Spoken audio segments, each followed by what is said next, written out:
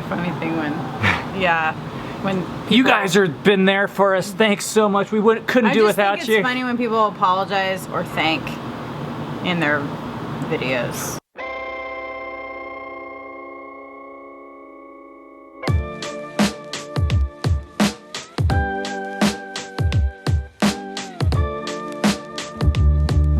All right, come on, come on, come on. Let's go, let's go, let's go. 1, 2, 3. 1, 2.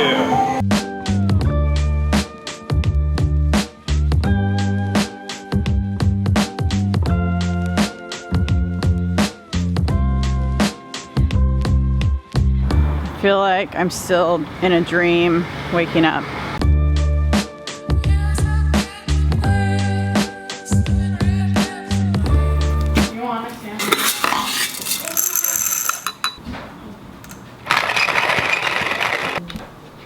Looks like Friday around here.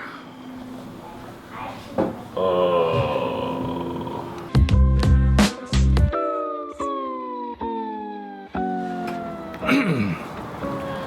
I was getting coffee ready this morning and my sister was in the kitchen and I just asked her, hey,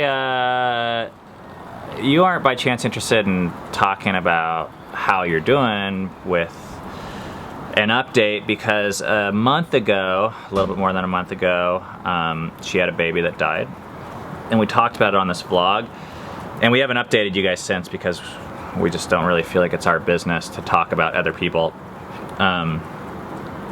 But there were so many comments on that video that were so encouraging that I told my sister to read them. This was a month ago. I said, hey, you might want to check these out. I don't know if this would be helpful. And she did read them. So it's been 5 weeks. Coffee's ready. It's been 5 weeks since my baby died, and if there's a typical grieving process, I don't think that we went through the typical grieving process. The way that I kind of picture it is that we had this huge buffer, kind of like the little swim things that babies wear, like this huge inflatable buffer around Will and I, my husband and I, throughout this whole process. And I feel like that buffer was put in place by friends and family who really cared about us and who were grieving with us. And because we had this amazing buffer of people, we could experience the pain when we were ready for it, when we wanted to, when we needed to, instead of just this constant overwhelming onslaught for days and weeks and months, trying to make sense of things. So I feel like that was super helpful for us, and it was unusual because not everyone has just an amazing support system. We were really fortunate in that, but there's definitely, I mean, for me, there's a lot of anger. I'm still really, really angry about it. The fact that we were given this perfect little boy and weren't allowed to keep him or whatever. That makes me really angry, and that comes up for me a lot. I think Will's going through something different because he had pictured all these futures for our son and for our family, and I was just in survival mode for the first couple days, so I was just kind of living in the moment. But he was thinking about, you know, where is the kid going to college and when the kid gets married, and playing video games with his son, and so he has to say goodbye to a lot more than I did. Yeah, I mean, everything they say seems true. It comes in waves, you know, little things will trigger it, and I'm just trying to follow the advice of my brother and my sister-in-law and just kind of let myself grieve when my body wants to grieve, when my heart just needs to mourn this loss. I work in a restaurant that has a lot of little kids in it, and that was really hard at the beginning, seeing all these possible futures that I could have had, all these possible perfect little kids. But it's kind of just something that it's awful, and there's no way to make sense of it, and there's no logic to it. Fortunately, it's a part of our life right now, and the most beneficial thing for us has just been to plan for the future, to take care of ourselves, take care of our bodies. You know, remember to eat. Remember, I've been going back to the gym to try to believe that there's something good that can come from the future, even though right now it's hard. We've had a great support system, so that's really been the number one thing that's gotten us through this. Right after it happened, we went out of town, we went to the beach, we spent time with our family.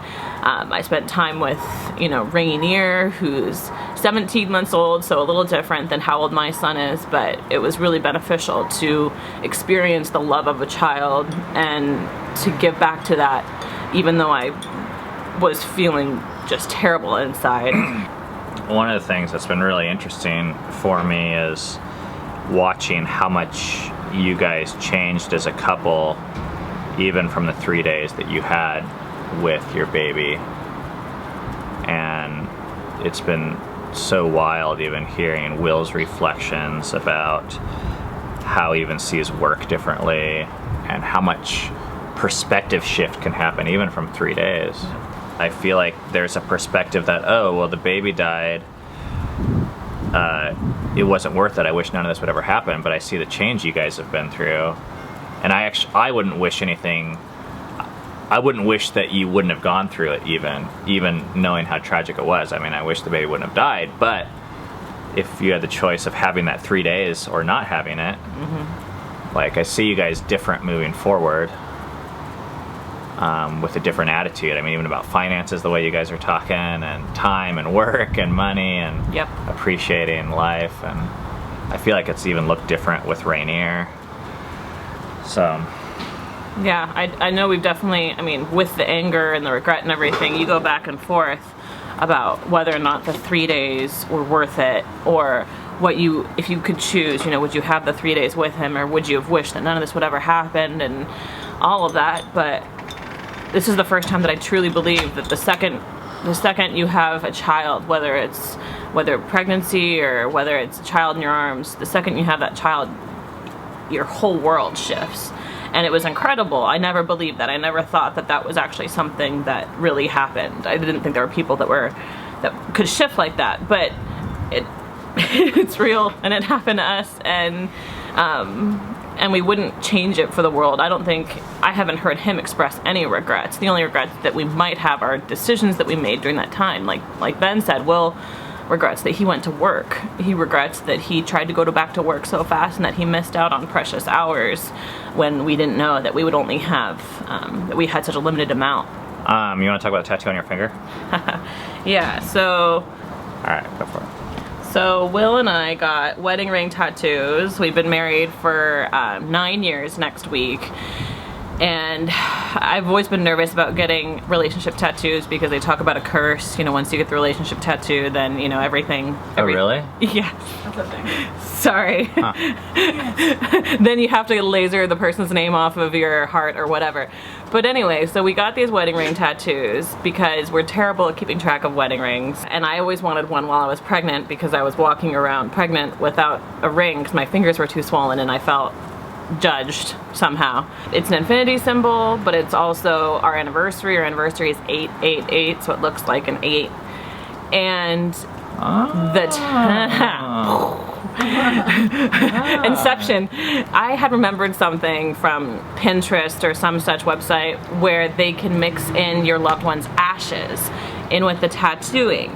And I thought it would be a specialist thing, like you'd have to find a special tattoo parlor, but evidently it's totally normal. And so we had Owen's ashes mixed in with the ink, and we got tattoos. And the second that I started getting the tattoo, I felt peace. And I didn't realize that I was stressed out in that way, but I felt peace about taking care of Owen and about honoring him and about remembering him for the future. And I just felt like this was the right thing. You never know what's right in the grieving process. You always feel like you're doing something wrong and you're not grieving enough, you're grieving too much, you're smiling too much at people, or you're not smiling enough. And this was the first time that I felt completely at peace. This is exactly how his ashes should have been, taken care of, and this is how I can keep him with me forever.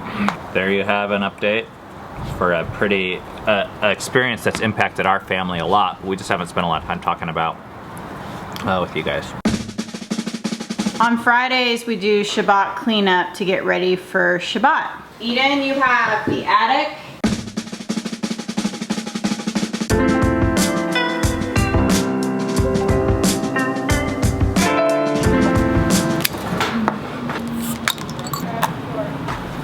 Friday evening, 6 p.m. I'm actually pretty exhausted today, and I don't know why. We have some ideas. I think it's just more emotionally exhausted. We've been through a hell of a week. We've been going through a lot of change, and I think change is good, but it's really emotionally draining because you're so used to things being a certain way. I feel like we've been growing a ton, which I'm so thankful for, but the thing that I appreciate about the Shabbat message, work is like the most important thing. In terms of like the order of the Bible, God told people to work before he gave them the 10 Commandments, which has things like don't steal or kill people. That was like the first commandment, was to like fill, form, and subdue the earth. And a lot of the change that we've been going through, I think, is work. I think it's actually good work. I think work is good. But resting isn't just resting from bad things, it's actually resting from the good things, the best things. Even yesterday, I felt like kind of like a failure with how fast I'm growing, or like taking setbacks or steps back. I really need rest consistently to remind myself that the work, even the good things, don't form who I am. So we celebrate this by eating awesome food and enjoying some time together resting. We're gonna watch the Goonies tonight. We're gonna have donuts tomorrow morning. And thanks guys for hanging in there with this vlog and the transitions. I don't know why I'm thanking you, because you're probably only doing it because it benefits you, which I think is great. It's a funny thing when, when you guys have been there for us. Thanks so much. We couldn't do without you. I just think it's funny when people apologize or thank in their videos. But there has been a lot of encouragement, and it's helpful for us to know that we're not alone in some ways. I appreciate it. So, that is. Hope you guys have rest in your life that can invade into the things that take over our identity, your identity. We'll see you guys next week. Shabbat Shalom.